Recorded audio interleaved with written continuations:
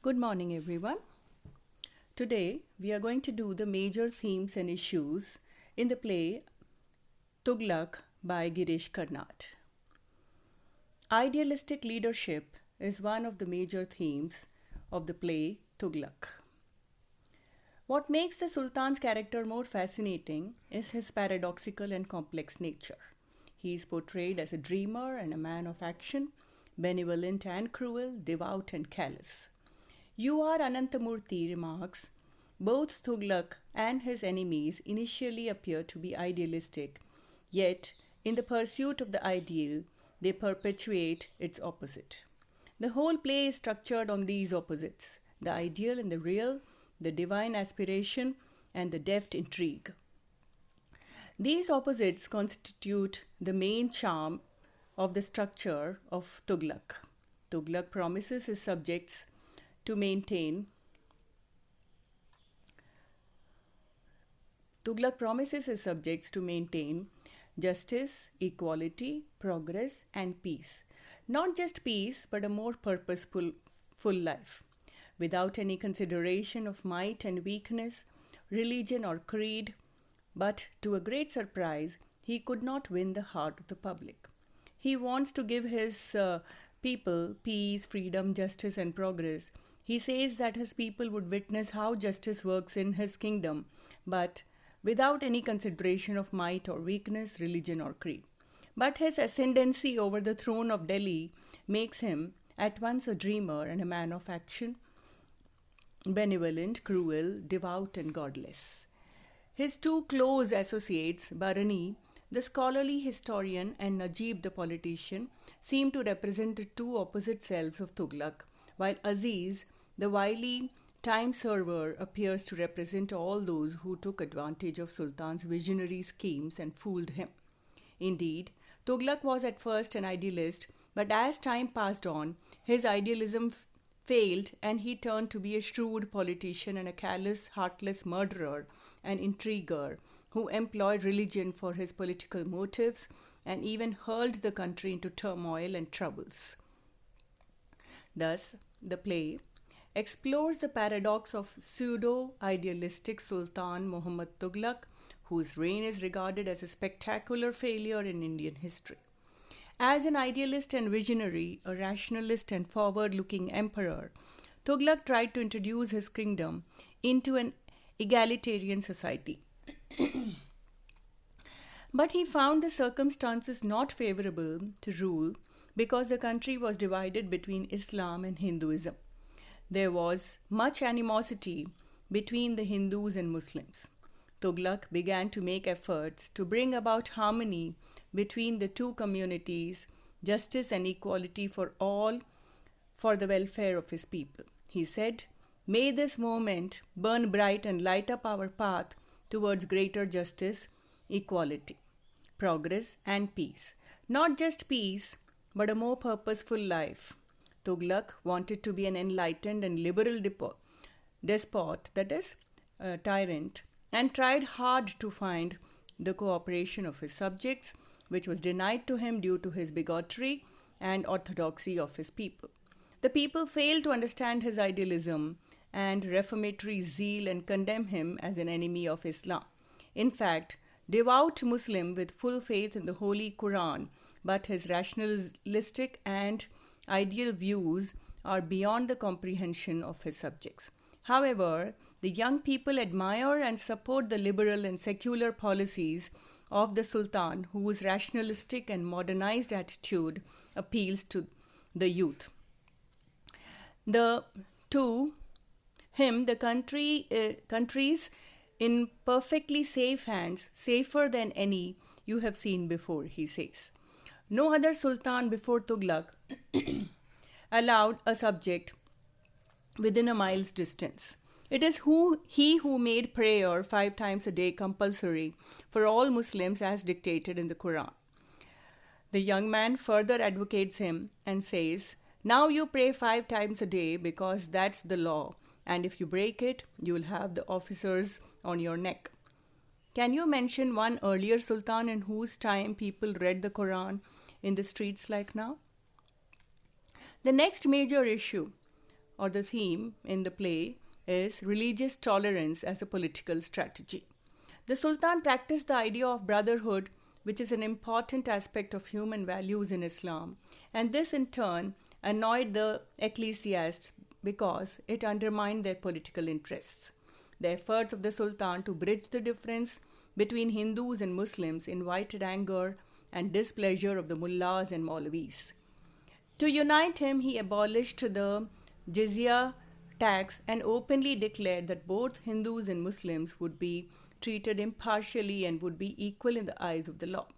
But this made him suspect both in the eyes of the Hindus and Muslims.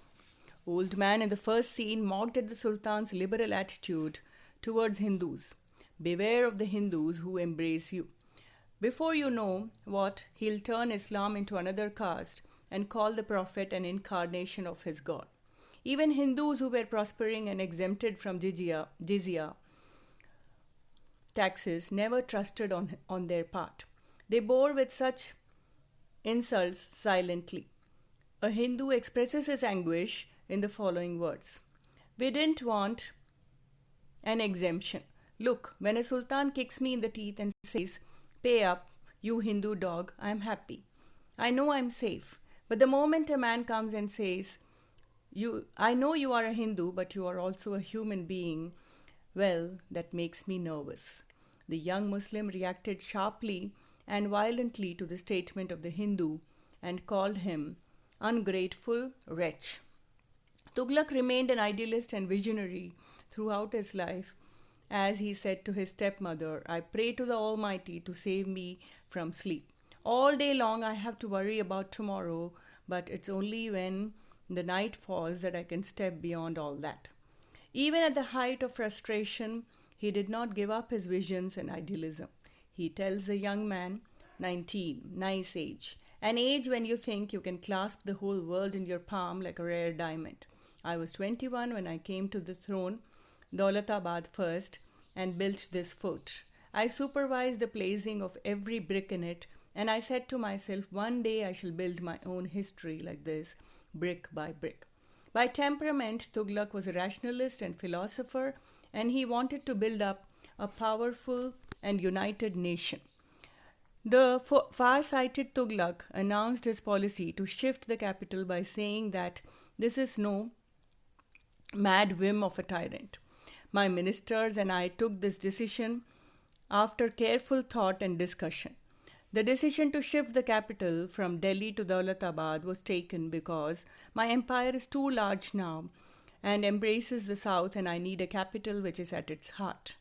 Delhi is too near the border, and as you well know, its peace is never free from the fear of invaders.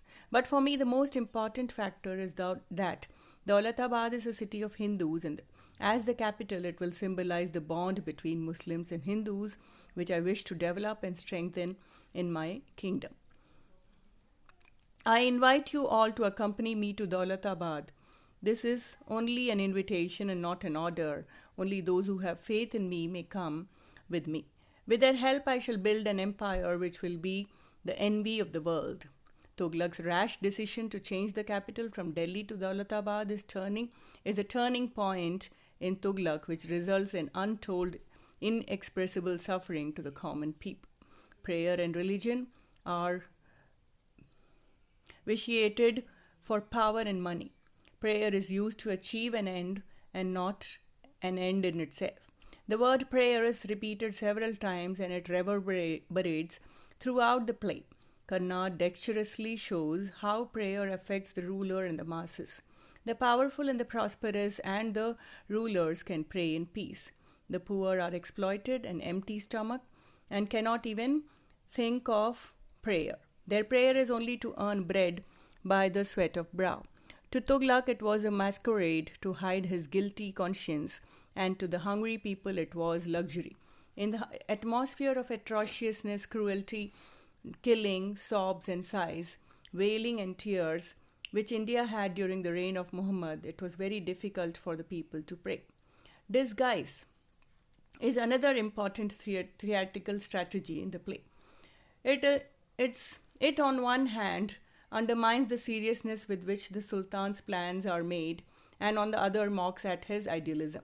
The dramatist ironically presents Aziz, the Dhobi, who disguises himself as a Brahmin and later appears in the disguise of the great grandson of His Imperial Holiness Abbasid, the Caliph of Baghdad.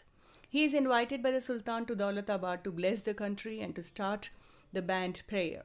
An announcement is made so that all the citizens may welcome His Holiness, for this is a holy day for us, a day of joy.